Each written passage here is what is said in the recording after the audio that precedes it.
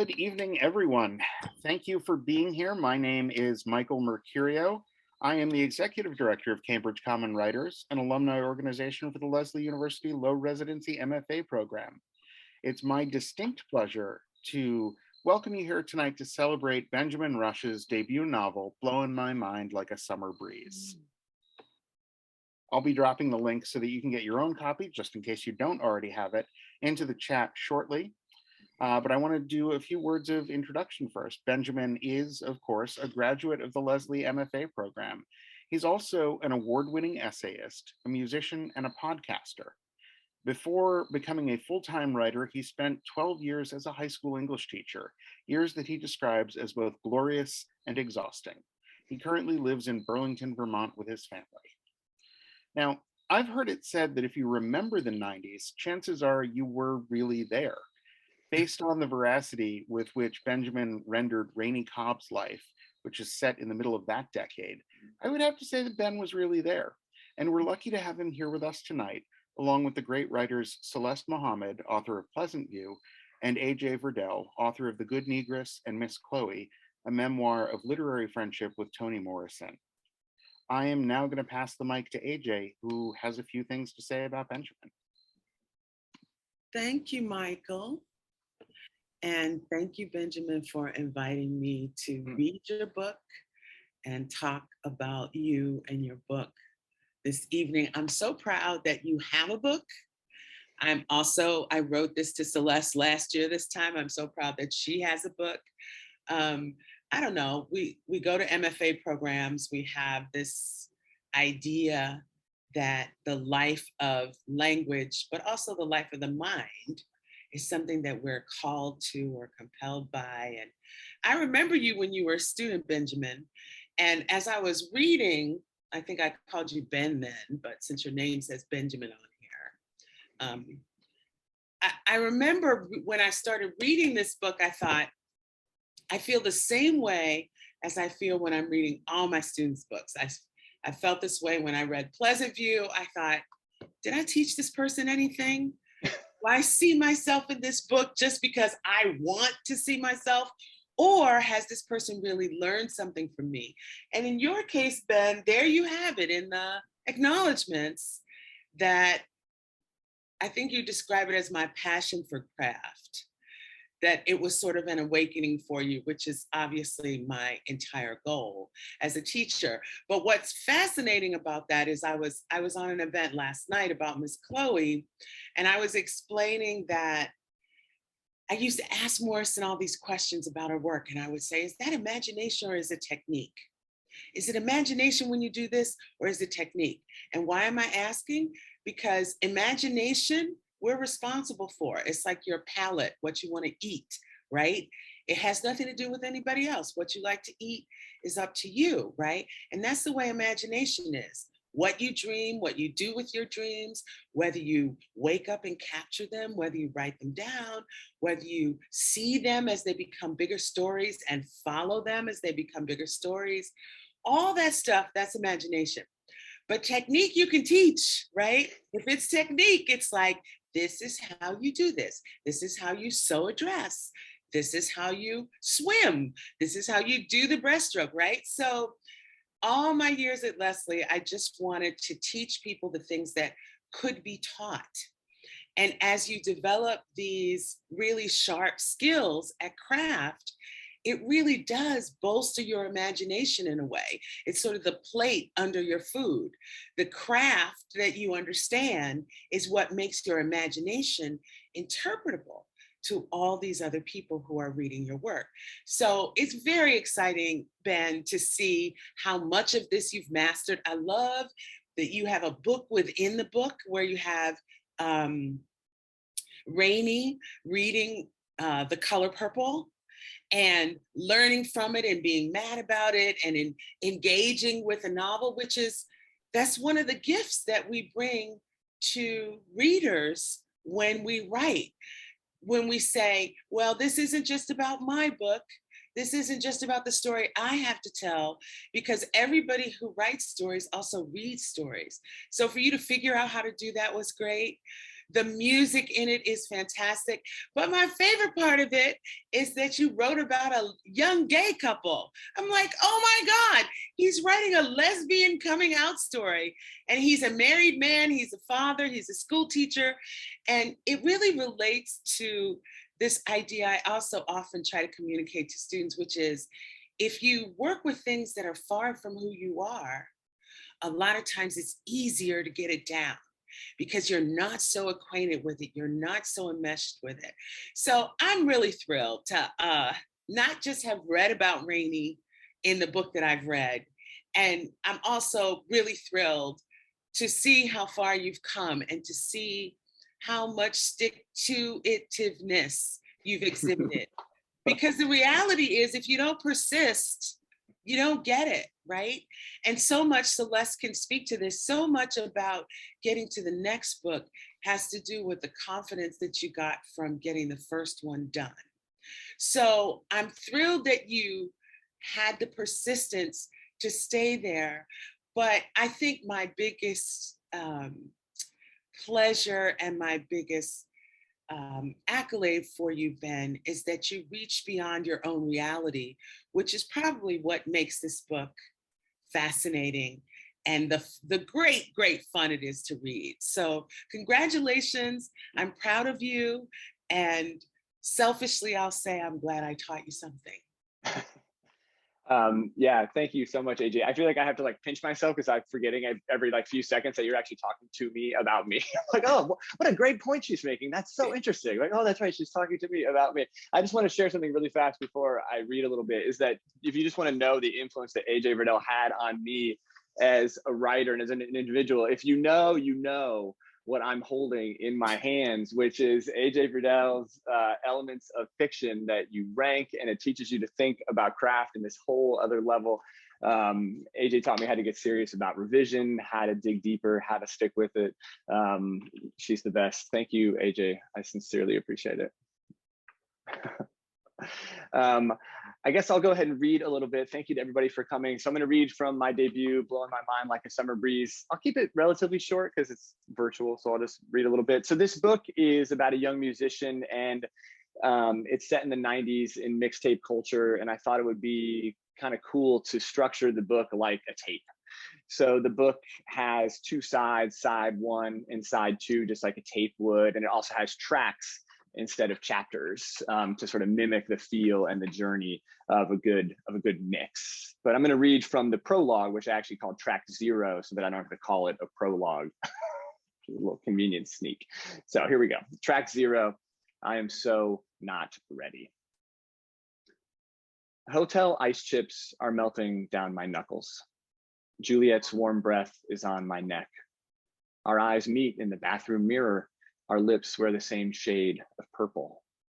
Harder, she says.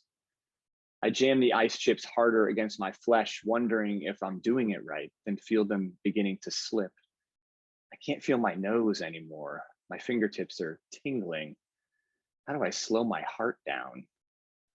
Are you remembering how to punch yet?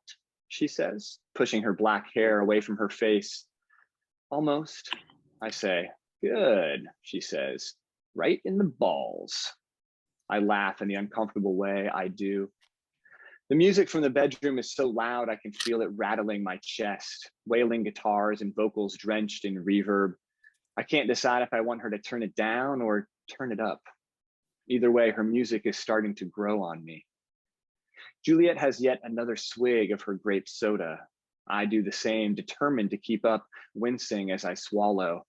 How much vodka did she put in here? Will it hurt? I ask. She says something in response, but I'm so dazzled by the snap and glow of her lighter flame as she plays it across the stud's sharp metal point that I don't hear. That's enough ice, Juliet says, then draws the tiniest X on my left nostril with a blue pen, an action I can barely feel from the numbness, then hands me the freshly sterilized stud. Ready? She asks. I take another sip.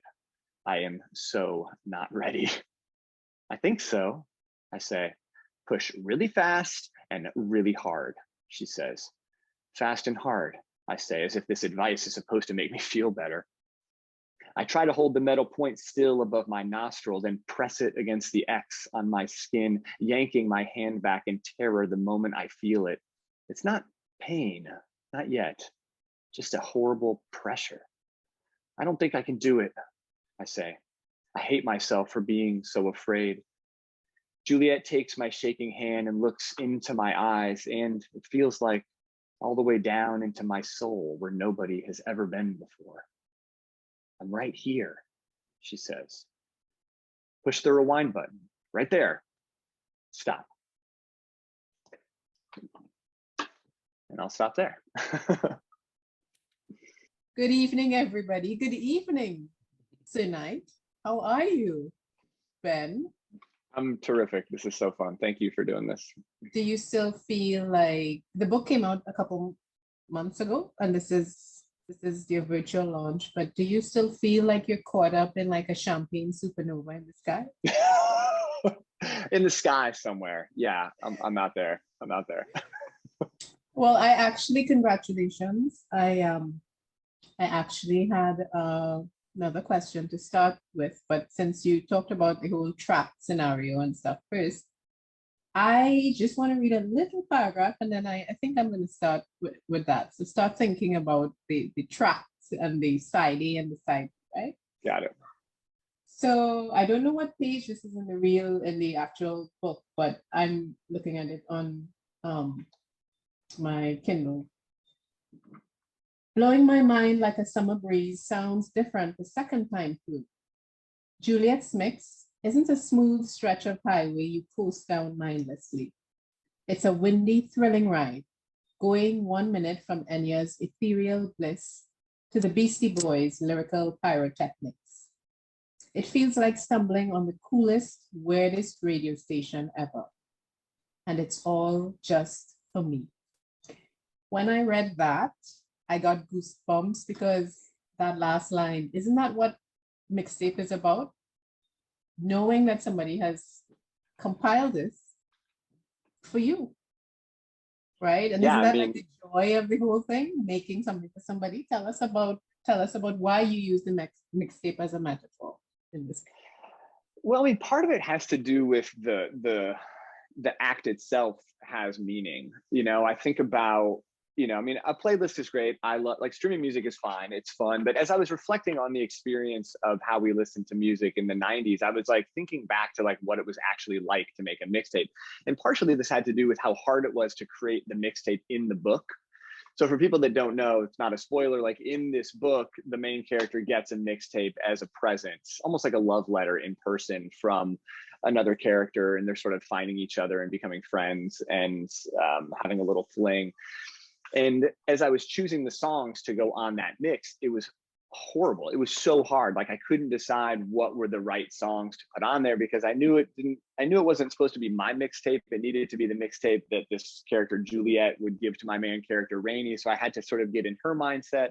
And then I had to think about when the book was set in the mid 1990s. And so I just found myself down this rabbit hole of like 90s music. And I had all these lists and spreadsheets of like songs and bands and genres and lengths, because part of a mixtape was that it had to be the perfect length, right? Mm-hmm. So if it's like a 90-minute tape, on each side, you got 45 minutes, and you don't want to have like 5 minutes of dead air. Like that's cruel. Like a good mixtape should go almost right to the very end. It should have like 5 seconds left. So I thought a lot about the order, because the order matters on a mixtape. You want to kick it off with a killer. You want to end on a certain note, and you want it to have sort of this journey experience. And as I was coming up with the mixtape, I was like pulled back into my past and like what it was actually like to make a mix. And I was thinking about how, like, what an act of love and friendship it is to make a good mix, partially because you care, but partially because it just takes a while. You know, there's something just about having it be, a thing that you can't do almost instantly. You're not just dragging and dropping, you know, you're probably recording from one tape to another, or from a CD to a tape, or even off the radio, and you're like waiting to hit the record button just right. And so that effort, I wanted to be sort of like part of this relationship, that, you know, that it really mattered to Juliet to create this experience for Rainey. So that's part of why I wanted to put a mixtape at the center of this book. There's musical reasons too, but partially it was really about that human connection that a mixtape conveys, because there's nothing casual about a mixtape. You wouldn't just like give somebody a mixtape like, oh, here you go, here's a mix. Like, you would put a lot of thought into it. It would take a ton of care and time and love. Right. Yeah. Yeah. Everything you said, Ben, everything you said. I love the way you made form and substance, come together in that way. I have another question for you. So towards the end of the book, we meet a teacher in Rainey's school, Mr. Remind me of his name? Larson. Right. And yeah. he's gay, right? Yeah. But he's also like so cool and so chill. And he's the one that she confides in. And so I wondered as I was reading whether or not Mr. Larson was some sort of alter ego, avatar, because you are a teacher, or you were a teacher, right? Have you sat in Mr. Larson's shoes before dealing with students like Rainey? And I guess eventually I'd like you to explain what inspired you to write about a young teenage girl coming to know herself in this way. Yeah, I mean, in terms of the teaching aspect, I mean, that's really drawn from personal experience. I was a high school English teacher for 12 years. I'd left teaching about 4 years ago, but the further away I get from it, the more I realize that it completely transformed who I am as a person.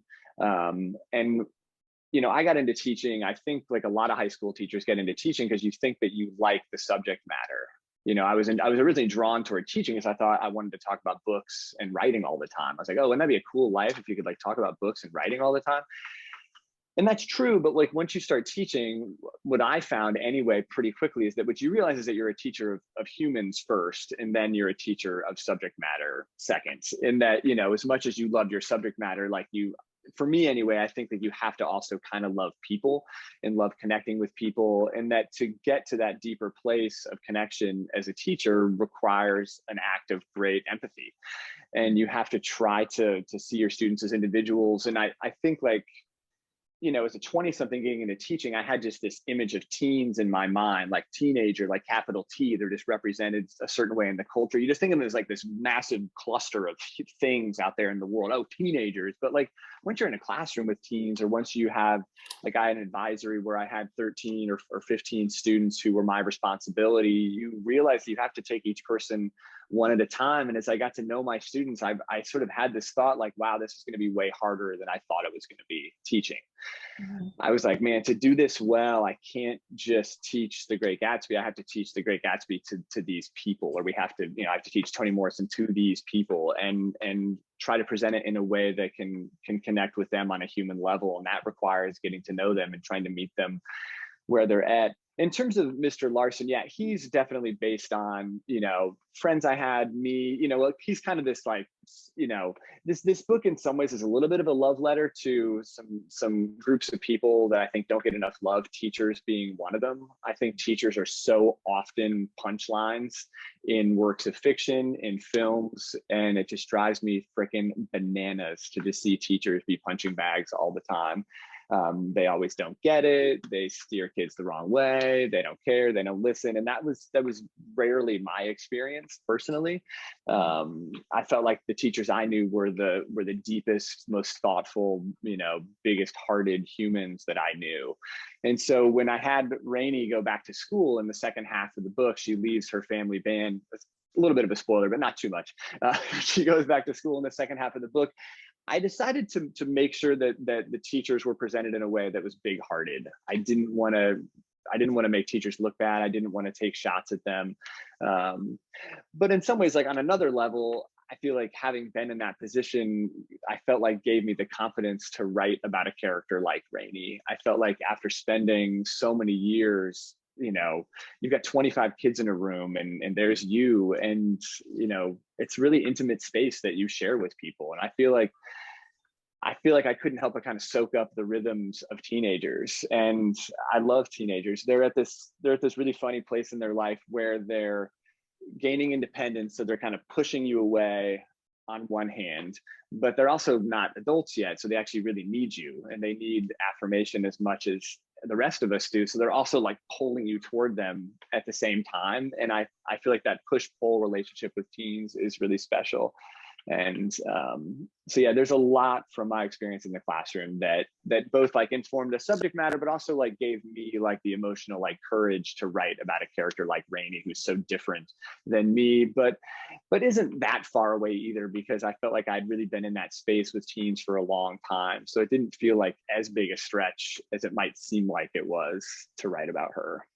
Well, I mean, you're playing it down, but I really feel like the crowning achievement of this book is that you were able to write about a teenage female gay character, and and unbelievably so. If you had not put Benjamin on the cover of the book, I would never have like even doubted for a minute that it was a woman, well, somebody who had lived that reality. Writing it was very convincing, even as far as your sense of humor. You have a sense of humor, I know that very well.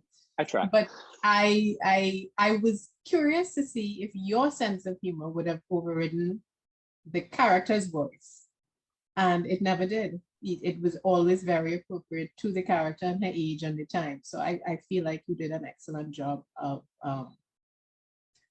writing your main character. But moving along, you, in your acknowledgements, you did say that the book started as your thesis, right, at Lesley, and it was actually about her dad, like a collection of stories about her dad. And then somehow it became this. Now, I wanted to know if in those stories, Rainey had any significant part. Was she like a fully developed character? Because I know a thing or two about having to connect and spin off characters, and it's not always easy. No, it's not. Yeah, I mean, this book went on quite a journey. I mean, as we're talking about like me writing this character and this book being what it was, it did not start off that way. Like I don't think I would have set out to write this book just from the start.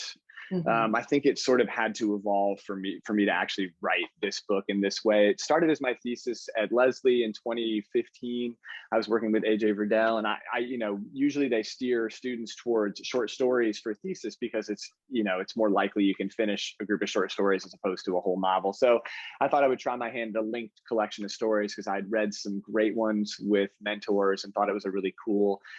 And in some ways, I've always been just really into music. And so I wanted to write about music through my fiction. And I thought it'd be a cool challenge to see if I could create a group of characters who were authentically musicians, but could kind of give me also as a writer, like a pathway into writing about this subject matter that I like, but do it in a way that wasn't annoying and didn't like hit people over the head. But originally, yeah, it was centered around the identity of this aging grizzled blues player, this guy Luce Cobb. And my original conception of him was a little bit darker, and I think honestly a little more like archetypal. He was sort of like a bad alcoholic. He had been abusive. Like I think something almost like out of a Hollywood version of what you might imagine sort of an aging, down on his luck musician would be. So I wrote that group of stories, and Rainey was a character in the collection, but it bounced around in time, so she wasn't a 15-year-old.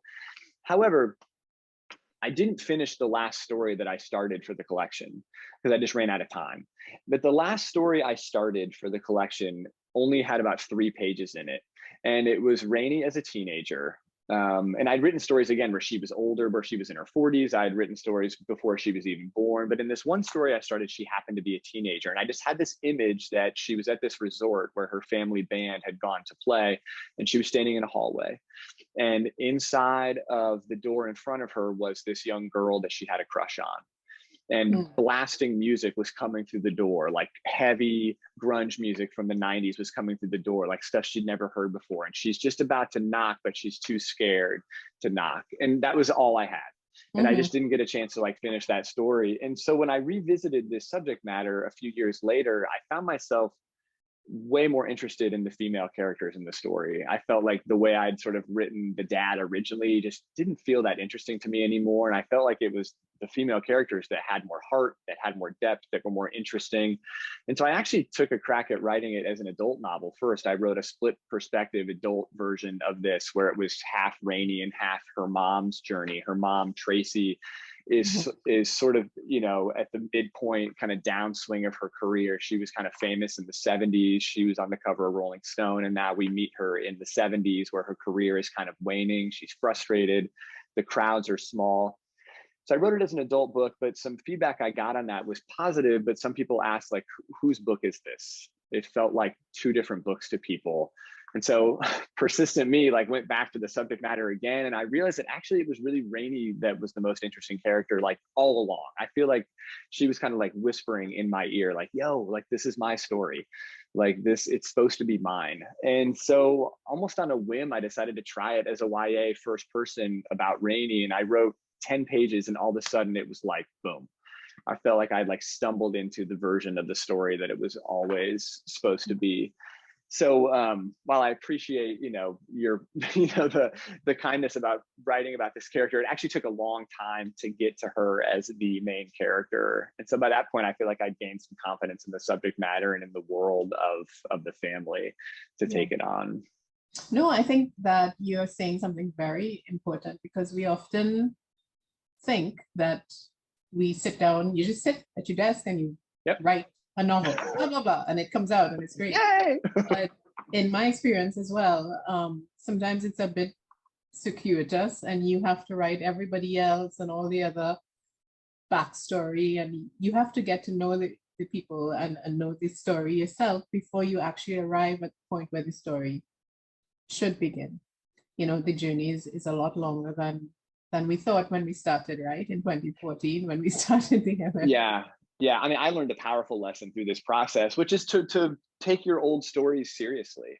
You know, I would encourage any of us who have a back catalog of unpublished stuff that's sitting there to like pick it up once in a while, like look at it. You might be surprised what's in there and how much, you know, it touches you or how connected you feel to it. Because I think some of our best writing probably is just like in a drawer somewhere and we've probably forgotten about it. But that doesn't mean it's not good stuff. It doesn't mean it's not worthy of another look and potentially a fresh spin, whether that's a perspective change or an audience change. Like amazing things happen when you write about the same ideas from a different, you know, vantage points. That was a cool lesson for me to learn in this. But I will say one other thing, which is that like, I feel like writing this book, like, I think I really discovered that all along, I kind of maybe should have been steering towards writing for teens and kids. I feel like I discovered a space that I feel really excited to write.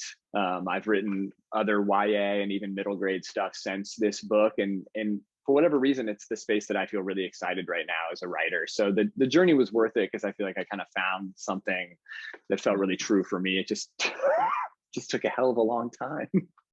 Yeah. Okay. So the other thing I really wanted to ask about is setting. Have you been to a camp like that before? Because I've never been, but I feel like I have now because like it was just so perfectly executed. I felt like I was on vacation and I could just totally see it. Tell me about the set. I haven't, but I have watched Dirty Dancing, so that helped. Nobody puts baby in a corner, right? Nobody puts baby in a corner. So for people who don't know, the first half of this book is set at a Midwestern resort that is kind of like, it's honestly a little bit like the resort in Dirty Dancing, but like in the 90s. It's like updated, but it's like a family resort, kind of like a nice place, like not Club Med, not real fancy, but nice, you know?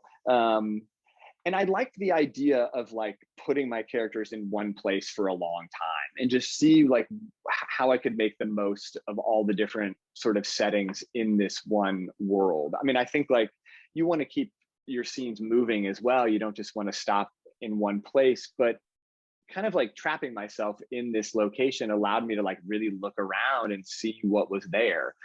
I had, you know, the sanctuary of Juliet's bedroom, which became the place where these two girls got to know each other, where they listened to music, where they drank a little bit, where they, where Rainey pierces her own nose and sort of becomes, you know, experimental and a little bit rebellious for the first time. But we're also on water.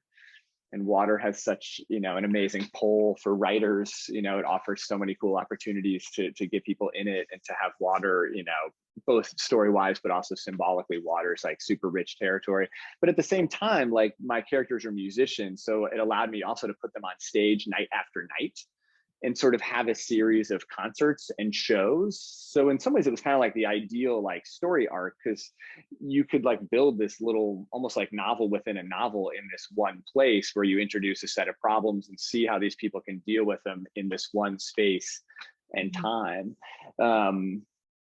So yeah, I really enjoyed spending time in that place. I was actually scared when that part of the book ended, because I was like, oh, that was awesome. I also like the idea of compressing time. You know what I mean? Like, sometimes we bounce around. You know, I've read Alice Munro stories where like 30 years passes from one paragraph to the next, and you're just like, holy shit, like, how did she do that? But, you know, I think it's also kind of interesting, you know, to see what happens if you really slow time down. That's another kind of challenge for us as writers. Like, you read like DeLillo's Underworld, and like that first 100 pages is like one afternoon in the life of this boy going to a baseball game. And it's like, whoa, that's insane. How does he do that? So I decided to see if I could like put the first half of a book just in a week, and sort of have it feel like the time was passing in a way that felt reasonable and fun, but we didn't feel stuffy. It took some time to like get it right with the pacing, but I really like that challenge. And then the second half of the book, we're back in Vermont, where the main character is from, and there's some other really fun settings. One being like a school, which is one I know about, but I came up with this idea of Rainey having a tree house in her backyard, which is where she writes and records music and where she hides away. And it becomes another sanctuary. It's like the mirror version of Juliet's room at the resort. It becomes the place where she can really be herself amid the swirl of sort of like confusion around her. I think all people, but especially teenagers, need like a space where they can be themselves and like unplug, because it's such a tempestuous time in our lives. And so I knew that she needed sanctuaries to go to. So it was fun to create those spaces for her, and to spend time there, so that the setting becomes meaningful to the reader too. You like being there. You know when you're there that you're going to get a certain kind of experience. Right. Okay, my last question. All right. Lists. Why the lists? Tell me about the lists. So yeah, there's all these lists in the book. Rainey is this person who has this very, very hyperactive mind. The lists are because I like this idea of a character who was a gifted musician, but a nervous person.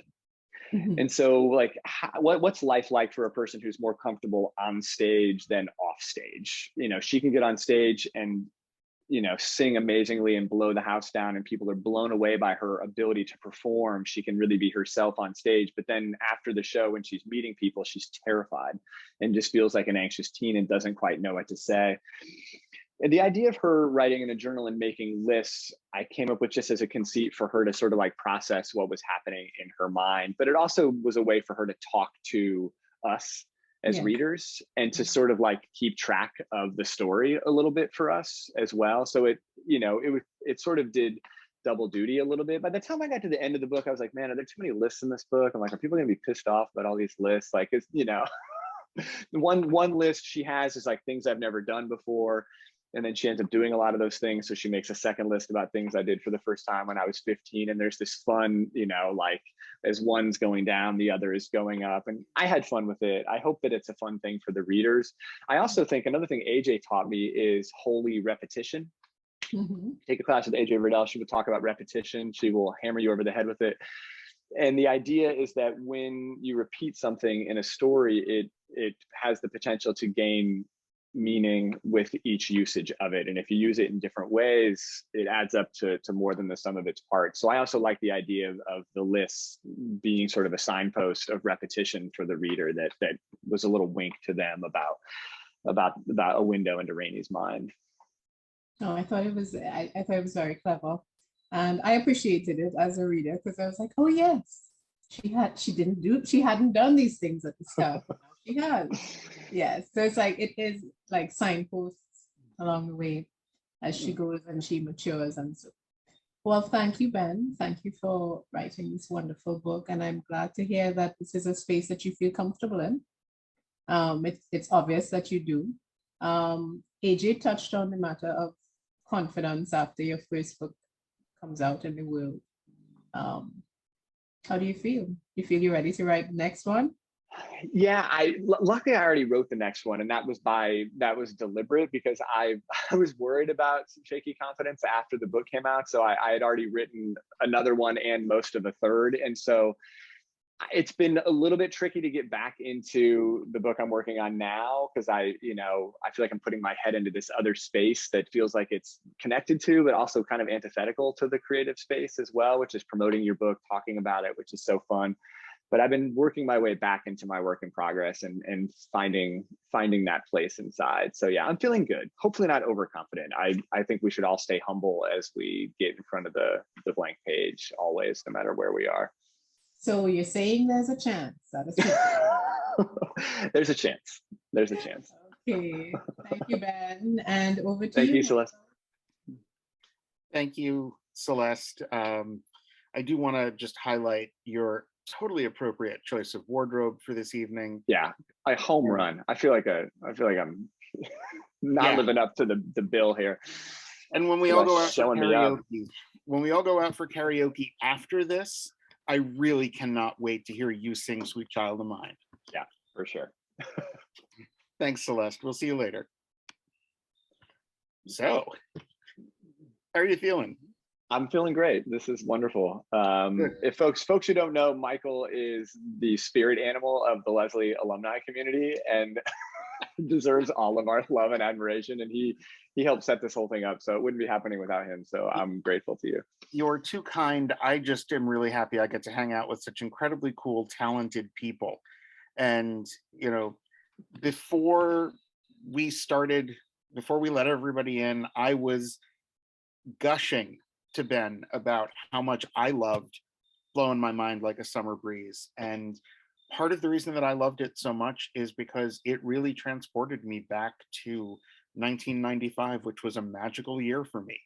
I was in college. I'm, that cool.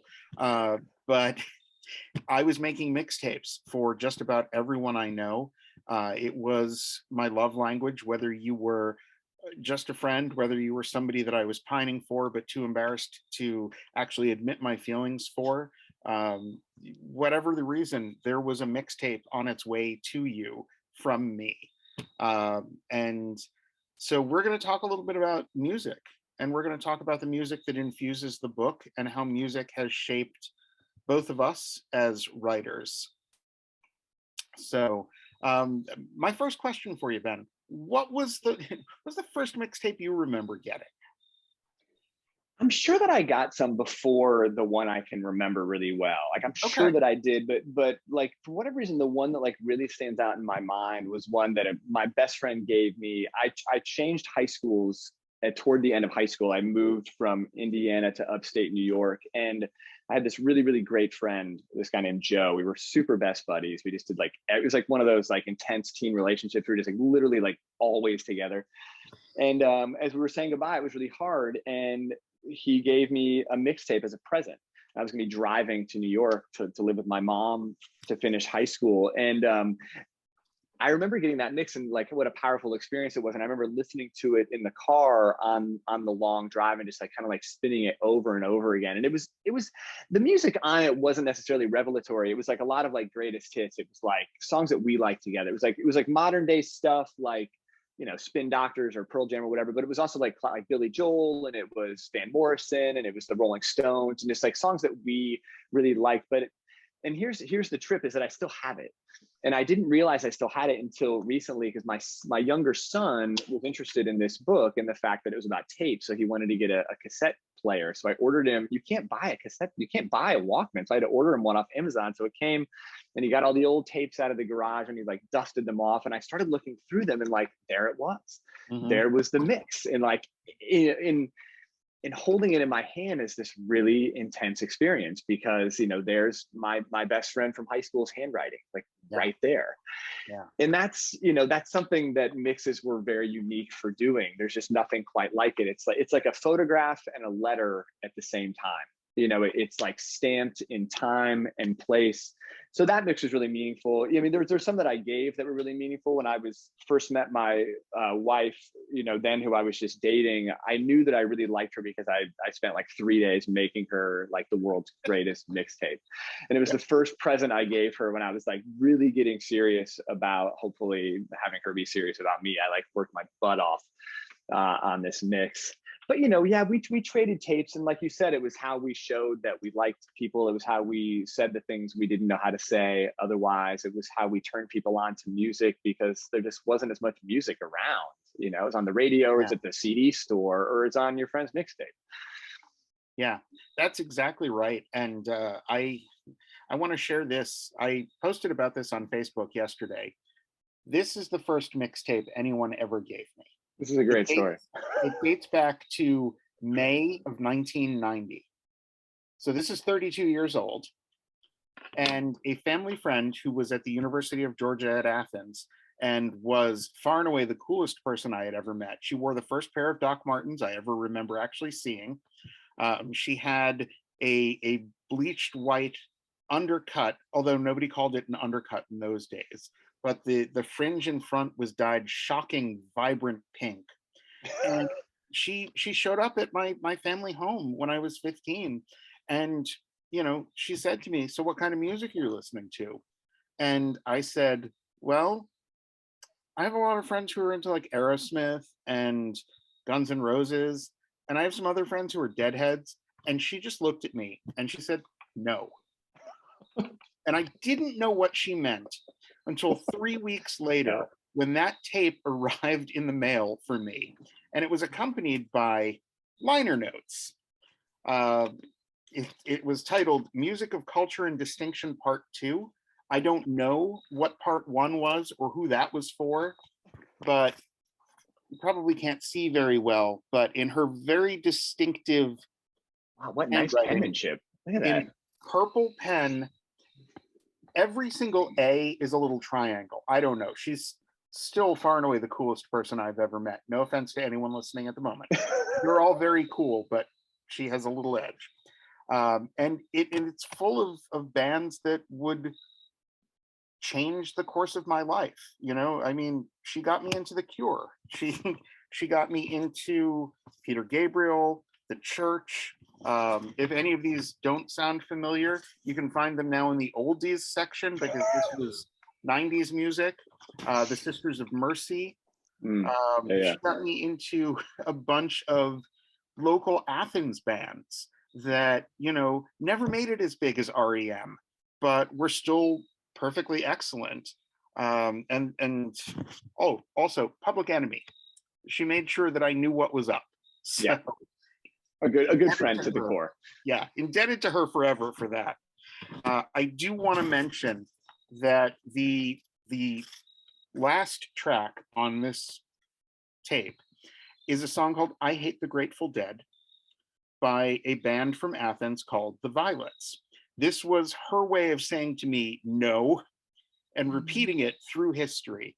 And that band it's very difficult to find anything by them, or it was up until about a year ago when a few of their things started popping up on streaming media.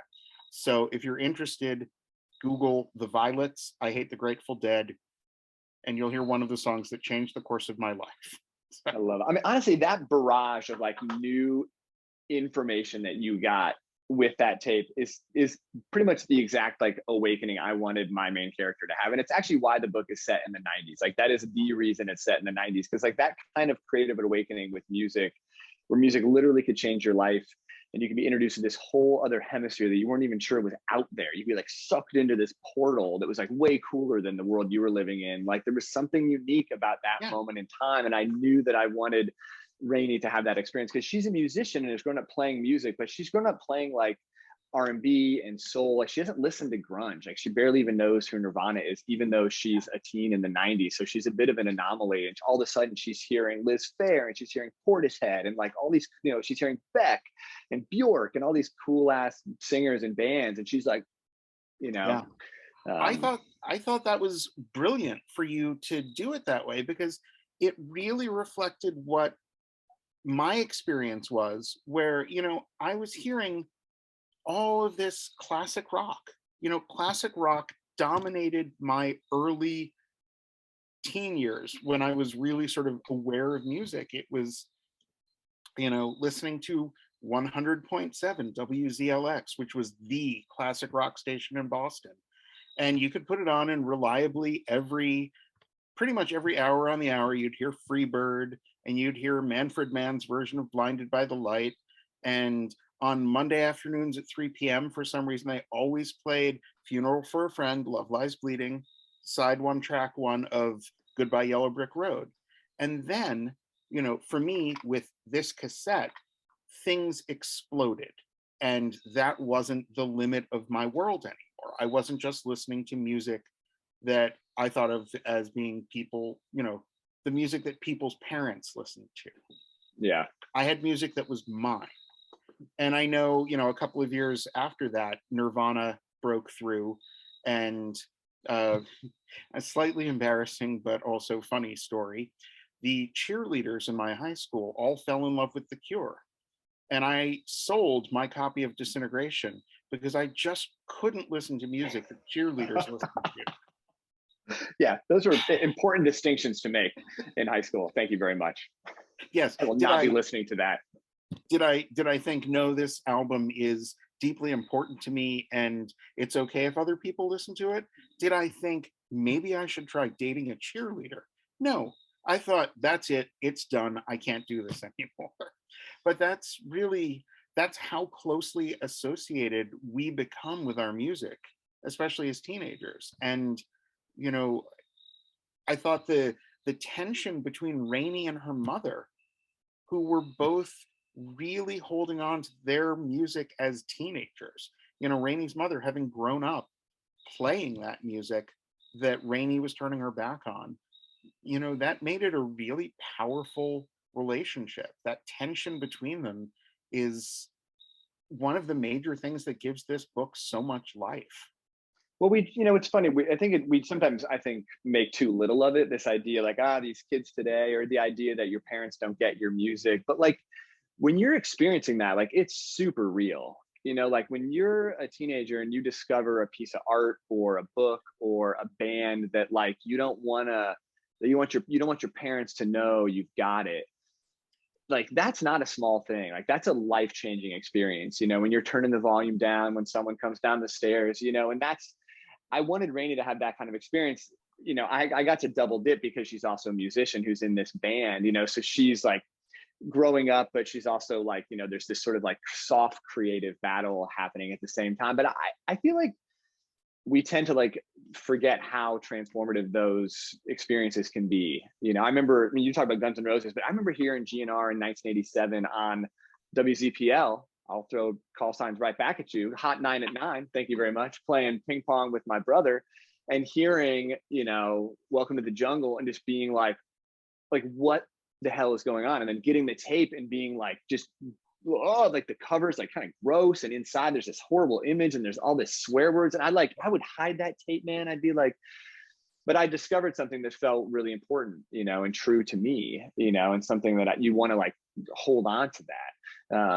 And that's really important for Rainey as well. So it's like, it's a tough thing to dramatize, but music's actually a great canvas to dramatize those struggles, I found. Yeah, I totally read Rainey as a real person really going through this. You know, it resonated with me from my own experiences, but her experiences were distinct from my experiences, and they still felt 3D surround sound for me. That's awesome. You also have a really great way of writing about live music and live performance.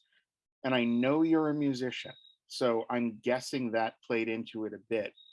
But I'd love to hear you talk about just how you conceptualize that. Yeah, I mean, I think like there's like that old saying, like, write what you know, but I think it's like I think it's like an oversimplified version of like what that actually can mean, you know? And I think like that can be like in the literal sense, like, oh, if you know about science, like write a book that has a scientific, you know, and like, right, if you know about music, but like it goes deeper than that too. There's like the emotional experience of that thing that you know about. I've always been obsessed with music. Ever since I was a kid, it's like all I ever wanted to do was like listen to music, play music. I was in a band for a long time. I was really serious about being a professional musician for a few years, and obviously didn't make it very far, but and we tried. And so I've always wanted to put that passion into my fiction, because I know that if I'm writing about subject matter I'm psyched about, I'm going to be more drawn back to the page, and I'm going to feel more energized about the experience. And so at the bottom of this a little bit was this desire to convey the creative act of music through a character, but not have it feel stupid, you know, have it feel like natural and unique. So Rainey, you know, gets this like 4-track player where she can record songs and music. Like I did that, you know, I recorded my own music. I wrote my own songs. I've written, you know, I was a songwriter for many years, you know, on and off while I was writing fiction. I've traveled on the road a little bit, you know, but I've played a lot of shows where it was half full. I've played shows where it felt good. So the highs and lows of live performance are kind of like right there for me. Now, I was not a gifted musician like Rainey, you know, she's this transformative performer, but I think like the feeling of it cuts through. But I was really interested in trying to like capture like the creative spark of like when you get an idea for a song, because like that's such a hard thing to convey. You know, like if you're an artistic person, you know that feeling where you're like, you know, you're reaching for a piece of paper at 4 a.m. and you're like, oh my God, I got to write this down. This is the best idea anybody's ever had ever. I got to write it down right now. But like, how do you like actually convey that through character? So I worked really hard on this scene where she has been a musician but never really written songs, and she had this fight with her mom the day before, and then all of a sudden this just idea just comes in her head. It's a little snippet, a little scrap.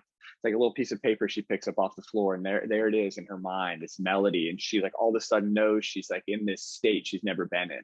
And she sort of like wanders over, she picks up the guitar and just starts like strumming chords. And like, you know, I was able to write that really because I mean, I think we can write things we haven't done, but that is totally pulled just from life of trying to capture the creative act through character. And I love those experiences. It was really fun to try to bring them to life through this character. Yeah, I know you said you were worried it would be stupid, but I can tell you it wasn't stupid. It's vivid. It's very, very real.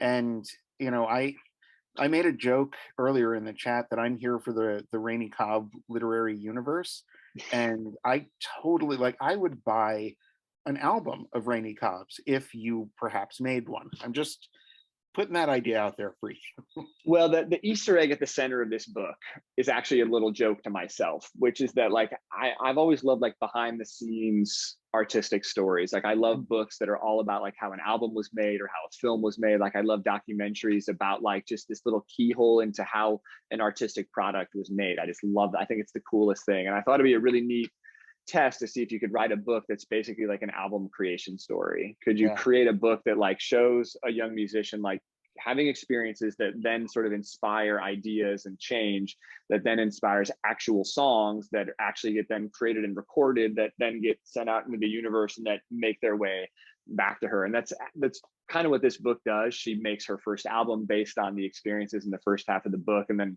I don't want to give too much away, but her music does find its way back into her life. And so in some ways it was a little bit of a love letter to this idea of like an album creation story that was mostly just for me. I didn't expect anybody else to care about that at all, but I like that idea. Well, it's you know, and I'm not going to spoil anything because everyone here has either read the book or is going to read the book or will reread the book, I'm sure. And you know, I found that album creation story really satisfying. AJ mentioned in the chat that the lists are a really great way to show how a genius processes what's happening to them. And I thought that the album creation process was a really great way of showing how a genius finds their space and defines their space. So, you know, I think we're all agreed that Rainey Cobb is a genius, and Rainey Cobb comes from you. So by the transitive property, I believe I've just declared you're a genius. I'm not a mathematician, but I know that much. There's some sort of math, carry the one potentially. Yes, yeah, exactly. So I do want to note we are at about an hour from when we started. I could talk about this all night. I have a feeling that Ben and I are going to Zoom again soon and talk more about music. Yeah. If you guys want in on that, we'll let you know. Talking is not the problem. Yeah, but we want to open it up for anyone in the audience who's got questions. And what I'm going to do is unspotlight us so that folks can turn on their cameras and speak directly to us or pop questions in the chat.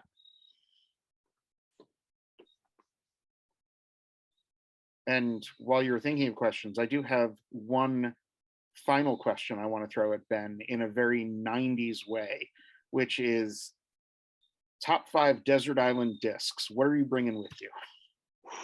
Like all time or from the 90s? Like all from time? the 90s. Yeah, from the 90s. Yeah, from the 90s. I guess I'll just go like off the top of my head, like, and I'll just like think about the things I was like listening to at the time that I really, really loved. I mean, I think I was actually really into heavy metal in the 90s, like even like before, like in early grunge days, I was actually kind of a big metalhead, like surprisingly. And so Pantera's Vulgar Display of Power is probably coming to the desert island, which probably would surprise many people. Yeah. The Beastie Boys' Check Your Head is coming to the desert island. There was a band called Luna that I really, really loved in the 90s. And I think their album was called like Moon Palace or something like that. I got really into like trancey, like trippy, like chill vibes for a while there. Luna is one of my favorite bands. The Luna album I would bring with me though is Penthouse. Oh no, it was Penthouse. It was Penthouse. That was the one. Yeah, such a great record. So. But I also fell in love with jazz when I went to college in 1995. And so I would bring John Coltrane's Olé, because that was the first jazz album I ever really fell in love with. And then because I listened to it the next day and it hit me over the head like nothing ever had, was Miles Davis's Kind of Blue. So I think like I went from like heavy metal and like what was on the radio to like really going head over heels for jazz in the late 90s when I was in college. So yeah, that's an eclectic mix I'm bringing to the island. Yeah, you won't get bored with that. That's a good, solid selection. Debbie Sosin has her hand raised. My virtual hand. This has been great. It's really fun. Hi. Congratulations. It's great to be here. I'm just wondering if you could talk a little bit about your publication journey, like how, when, how long, who, etc. Yeah, sure. It was definitely kind of a longish process. I went through, I think like many people, I went through trying to get through more traditional routes, trying to attract agents with this book, hoping to get into kind of bigger markets and stuff. And I was not successful in that process, really at all. And it was a little bit of a disheartening process, but that's okay. I think it's really hard in general. And I think it's really hard right now. And then I had some other friends who had some success and luck being picked up by small presses that they were really excited to be on. And a friend of mine recommended this small press that I'd never heard of. And I submitted to them and they said yes. And that's like the most condensed possible version of the story. I had gone through like the crusades in my soul, trying to get this out in a slightly more traditional manner. But now that it's out and it's been a year and a half since they said yes and offered the contract, I'm grateful it worked out that way, because I feel like they were able to support me and this book in a really personal way that I think I needed, since it was my first time putting a book out. I think that, I don't know what it would have been like otherwise, but I was glad to land in what felt a little bit like a family. With this small press Deep Hearts YA, who were just lovely to me, and and didn't have a ton of resources necessarily for promotion and stuff. I think that's a little bit of the trade-off with a small press sometimes, but that personal touch was there, which was really helpful to me, feeling confident to get this book ready and out in the world. So that's the shortest version of that. I could give an hour-long answer to that question. That's how it went down. Thanks, Debbie.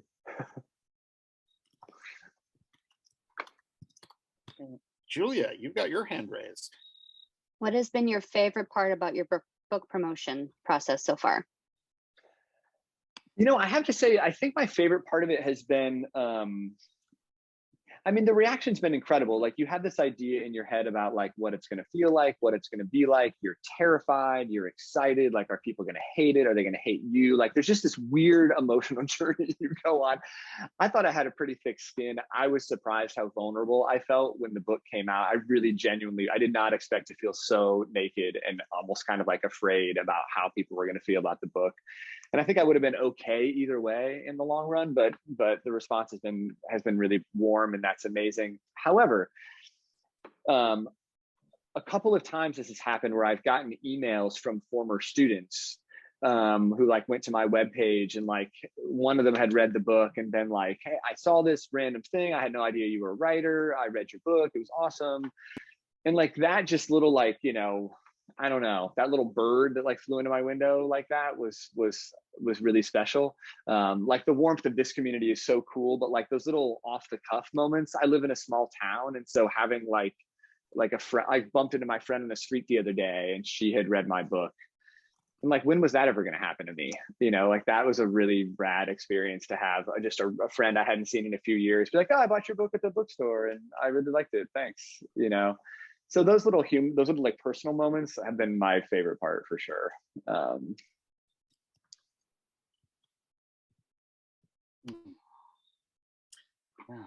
Any other questions for Ben? I don't know how to raise my hand. That's okay, AJ. You can just speak up and we'll listen. Yeah. So Ben, are you carrying a book around with you when you go out all the time? No, I was for a little while, but no, I have this thought about like leaving some in like the little libraries in my town, you know, those little libraries in front of people's houses.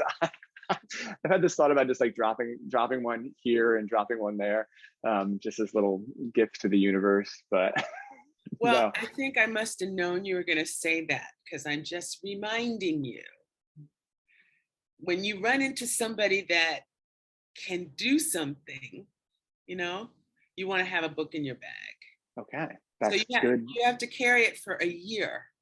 Okay. When you leave the house, you have to go with a book for a year. Okay. I guess, yeah. You remember Peter Jennings? Yeah. Peter Jennings used to be an anchor on the television. Of course. He was my person that got my book out of my bag, right? Like, he was the person that I was carrying it for. And always I would give them away.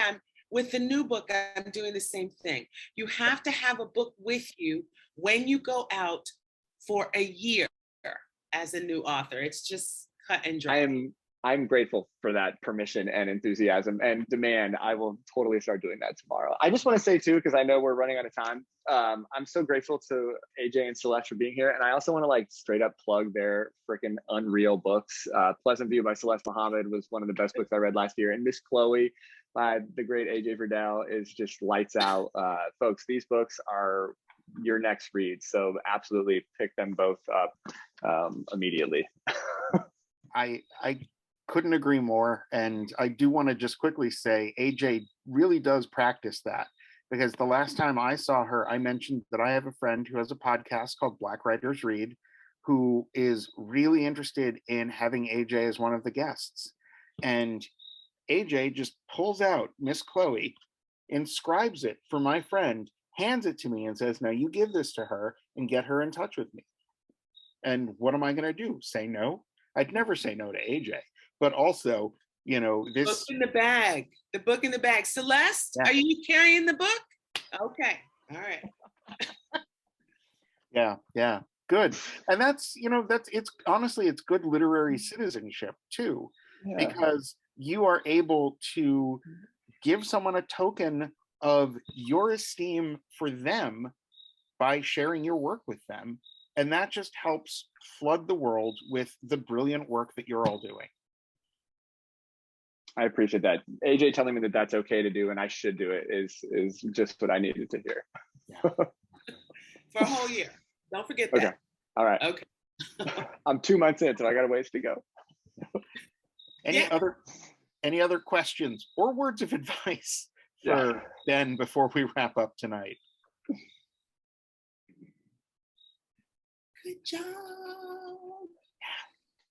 Thank you to everybody for coming. Michael, seriously, thank you so much to you for helping organize this. Thank you, AJ. I can't believe you made time for this. I'm so grateful. And to Celeste, you're all amazing. And thanks to everybody for coming. I really, really appreciate the love. Yeah, thank you all. Grab that link for Ben's book if you don't already have it out of the chat. And stay tuned for other upcoming book launches from Cambridge Common Writers. We're working on another one for Emily Huey, whose Beneath the Wide Silk Sky is coming out. And so we're excited about that. But really, we're just grateful to have Ben and Celeste and AJ and Debbie and Rex and Julia and Sarah and Wendy, who was here earlier, and Liz. And my God, we just have some really amazing people in Cambridge Common Writers. And thank you all for coming out.